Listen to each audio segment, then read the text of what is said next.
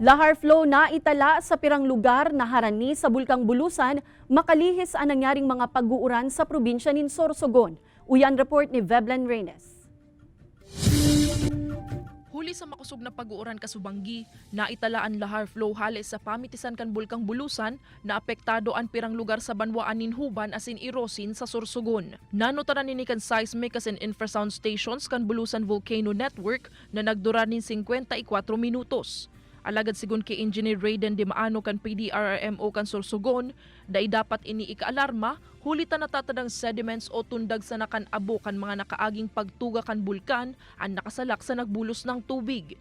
Apwera digdi, nag-agiman sa nasubuotan lahar flow sa mga waterway sa barangay Kogon kan Banwaan. Yung dinadaanan naman is doon naman siya dumadaan sa talagang daluyan niya. Wala naman tayo nakikita na lumabas at maminsala ng ibang lugar. And umabot lang siya doon within the 4 kilometer permanent danger zone. Wala naman tao doon sa part ng Irosin na yun. Padagos na pigmo-monitor kan PDRRMO ang nag-aging lahar flow asin ang aktibidad kan Bulkang Bulusan. Paglinaw man ni Di Maano, mayo ni nanotaranan FIVOX na pagtuga kan bulkan puon kan huring pag-alboroto kaini kan Hunyo 12. Basado naman sa huring abiso kan FIVOX, mantinidong nasa alert level 1 ang namamagang Bulkang Bulusan na nagkaigwanin 7 volcanic quakes.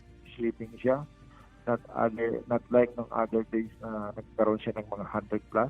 So ngayon, about 2 to 3 lang ngayon ang nare-record pa lang na umaga. Hopefully na ganyan na siya at mas hinahon na si Bulusan para hindi naman mamerwisyo.